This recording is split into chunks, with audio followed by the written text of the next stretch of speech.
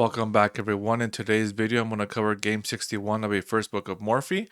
We have Paul Morphy versus Reverend John Owen with the Queen's Gambit declined. So let's go ahead and go over the game. Finally, again, we have d4 on the board. The author comments that the difference between e-pawn and d-pawn openings is that the e-pawn can be threatened. After d4, Black cannot make a threat, setting the stage for a quieter game. So usually after d4, the kind of normal moves are either d5, right, or knight f6. So then we have e6. Here the author states that Morphy didn't handle close positions as well as positions with open lines for the pieces. And a close position is in store for Black now that his c8 bishop is blocked. Again, the most usual moves are d5 or knight f6, taking control of e4. So we have c4, d5, e3. Now White's queen bishop is blocked. White typically makes best use of that bishop by knight c3, knight f4, bishop g5. Where the pin helps fight for control of d5 and e4. So again, usually before White plays e3, he takes out the bishop to g5, right? So here, maybe knight f3, and then wait for Black to play knight c6, and then bishop to g5, and then after that, then e3, closing the pawn structure. So knight f6, knight f3, c5. A decade later, the German master Tarrasch would preach that his counterattack was the only correct answer to the Queen's Gambit. It never became hugely popular because players are afraid to accept the isolated pawn that could result from c captures d5, e captures d5, and d captures c5. Right, so let's continue. Knight c3. White shows he is willing to take on the isolated pawn by c captures d4, e captures d4, and again d captures c4. Though it is easier for White to handle given his lead in development. So this is what it would look like. And now Black has a isolated pawn. And again, this can also happen for White, right?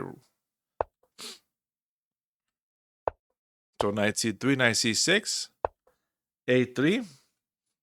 White plans to develop his queen bishop on the board's longest diagonal with b4 and bishop b2, even though it involves capturing away from the center. So bishop d6. Now d captures c5, making Black move the bishop again. Bishop captures c5, b4. Again, moving the pawn but hitting the bishop.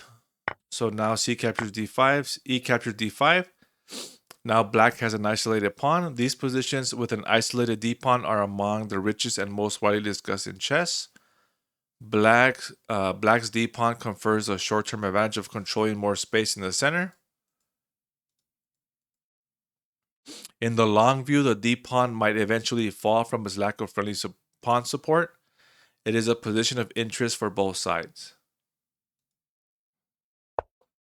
So bishop e2, castles and castles, a5.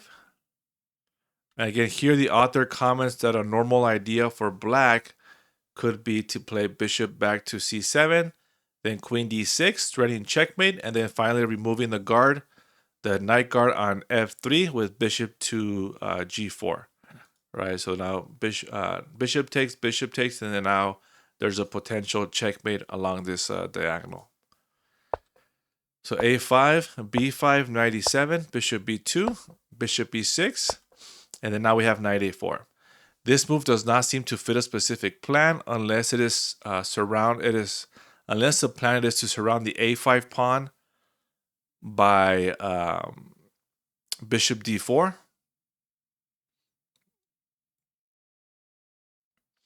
Plus bishop b6. Okay. and queen d2.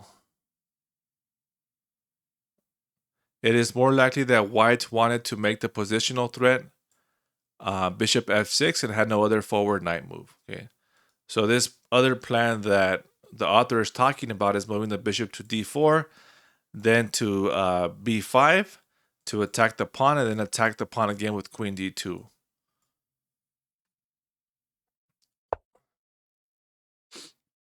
Knight e4, knight d4, knight c5. A curious move, decentralizing a piece, which is the knight on e4, to offer a trade for a piece on the edge. Rook c8 develops with the opposite intent of keeping the a4 knight out of play. Okay, so again, the author's pretty much saying that rook c8 was a better move, developing the rook, and also it'll keep the knight out of play.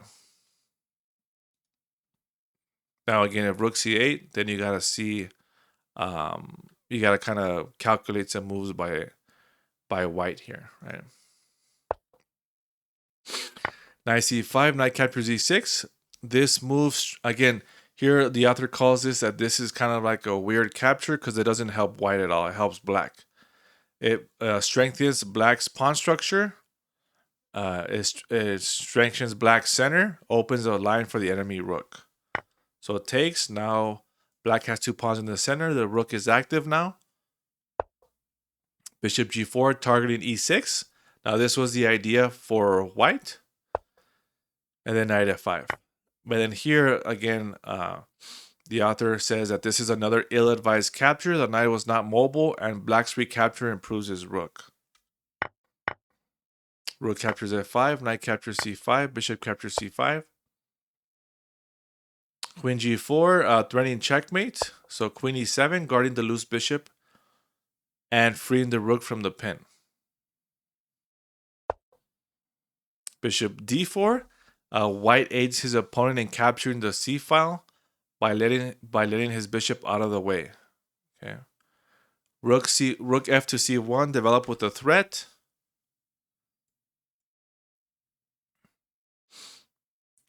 Rook c5, okay. But black holds advantages in development and center control after rook g5. So here he says that this was a better move, but black still holds after these series of moves. Instead, we have bishop d4. Bishop captures d4, queen captures d4, rook c8, trying to get the rook to the second rank to attack the pawns on f2, g2, and h2. Abandoning the a5 pawn is an acceptable price to pay for the rook reaching the 7th rank. So queen b6, again attacking b7 and a5. Rook c2, rook a to c1, and then here black has a small tactic to win a pawn. Rook f captures on f2. Right, so now if rook captures on c2, then just rook recaptures and black won a pawn. However, the white rook has the open file here. And if rook captures, then rook captures on c1 with check. And then rook back to c1. And then here black has the option to trade rooks or not. Again, a sharp surprise for white, who is faced with mate in 3. So white plays rook captures c2. Here the author comments that rook captures f2 was better for white. After rook captures c1, rook f1. White's rook has an excellent file. And if black swaps the rooks, then white enters a queen game attacking b7 and a5. However, white played rook captures c2. Rook captures c2, queen captures a5. Threatening, again, a queen a8 check and winning the pawn. So h6, rook f2, rook c1, rook f1, queen c5. Attacking e3, threatening mate in 2. So queen d2, defending e3, rook c3, attacking, again, double attack on e3. Queen d4, offering a trade of queens. Rook captures a3, rook c1, king f7. Black aims for a position where he has two connected passed pawns, and his rook is behind white's passer. Rook c7, king f6. Okay, rook captures b7, rook d3.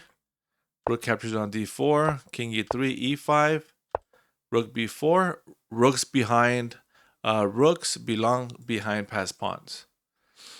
White's rook is tied to the defense of the pawn and loses mobility as the pawn advances.